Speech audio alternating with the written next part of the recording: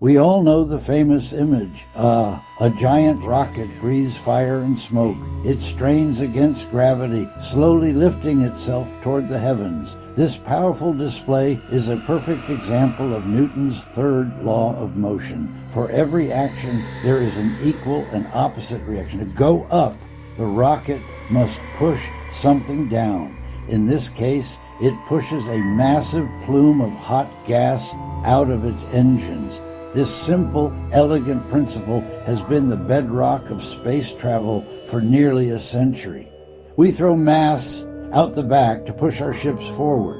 It is the cosmic equivalent of a swimmer pushing against the water to propel themselves across a pool. This method, known as mass propulsion, is surprisingly versatile. While chemical rockets use controlled explosions, other designs are more subtle. Imagine a spacecraft harvesting dust from the moon or chipping off pieces of a nearby asteroid. A machine could grind it to powder, even ionize it, stripping electrons to make a charged gas. Then powerful electromagnetic fields hurl it into space at incredible speeds. The ship inches forward, pushed by the steady stream of tiny particles it ejects. Engineers have become masters at tuning this process. The core equation is thrust equals mass times speed. This means you have two knobs to turn. Eject a lot of mass slowly for power, or a tiny amount extremely fast for efficiency. It's always a trade-off between power and endurance. Air drags exhaust on Earth.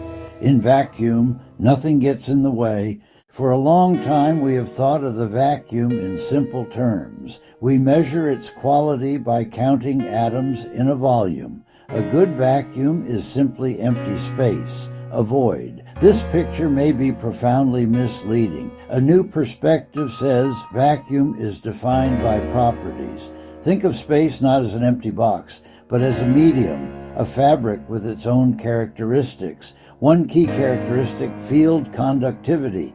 Imagine you're driving a car on a freshly paved superhighway. Smooth, slick, motion with minimal effort. Other times, a rough, muddy country road, sticky mud grabs the tires. Both can be empty of cars, yet their properties differ. Space is like this. Some regions are highway-like, others muddy. Strong vacuum, calm, conductive fields. Weak vacuum, unseen field tension and fluctuations. In a weaker vacuum, objects fight stickiness, quantum jitters that create hidden drag. That friction isn't atoms or air, but the structure of space-time itself. Moving through space is interacting with an invisible field.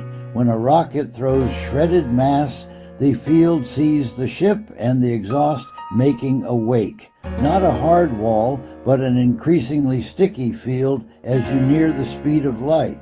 What if, instead of pushing harder through mud, we change how we touch the road itself? The Quanta perspective flips the problem. What if we don't have to throw mass at all? What if, instead of fighting stickiness, we change our interaction with the field? Imagine a car stuck in mud. Press a button. The mud freezes into a smooth, icy surface. No need to spin wheels harder. It simply glides. That's the core of massless propulsion. It's not about pushing harder, it's about making the road smoother. Apply energy in a specific, coherent way and locally alter the vacuum.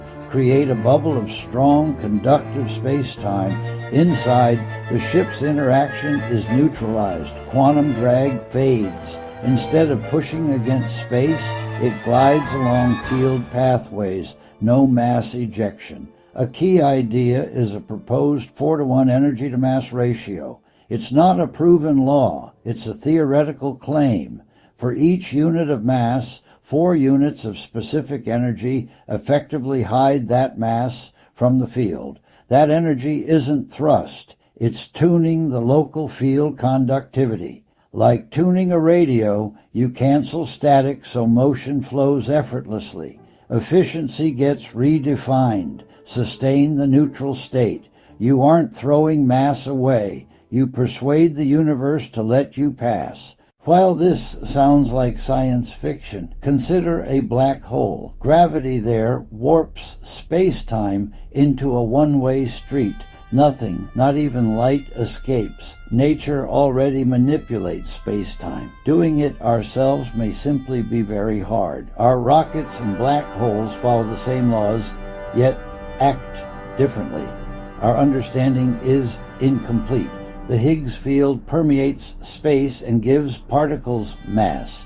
If mass is an interaction, perhaps interaction and inertia can be changed. Shredding and ejecting mass has limits. Massless propulsion could sidestep them. If we make the vacuum superconductive to motion, the solar system and the stars could open.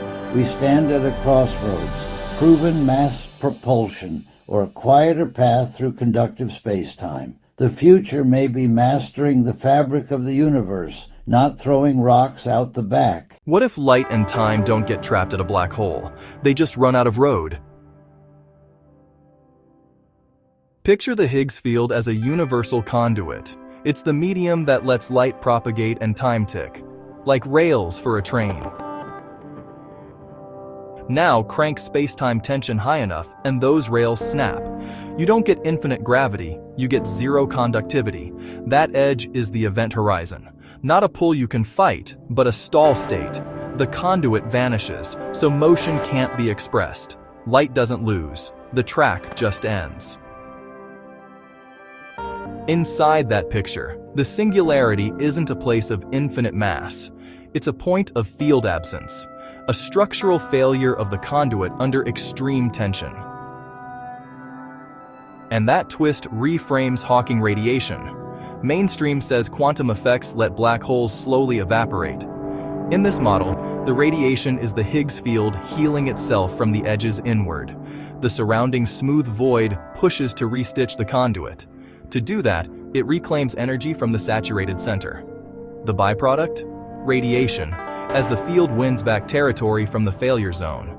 So evaporation isn't the hole disappearing, it's tension being neutralized. As the field heals inward, the region of total saturation shrinks. Eventually the core can't keep the conduit snapped. The singularity closes. Space returns to a conductive state. Now, take that insight to propulsion. If you know the tension limit where the Higgs conduit collapses, you can treat it like a safety boundary. Tune your craft's 4:1 energy-to-mass ratio to live in a superconductive zone, maximizing smoothness, never crossing into failure. A black hole is conduit failure by tearing. The technology is conduit optimization by smoothing. Same field, opposite outcomes. In practice, that makes the drive more than a motor. It's a field stabilizer. It prevents induced tension from ever reaching lag or fracture. And there's a wild implication. A massless profile craft skating that balance could polish the conduit as it passes, briefly making space more conductive for anything following in its wake. At the horizon, time and light don't slow because something is holding them back. They stall because the medium to carry them has vanished. Out at the edge, the universe doesn't shrug, it repairs. It pulls energy out, radiates it, and relays the rails. Trade infinite mass for finite field failure.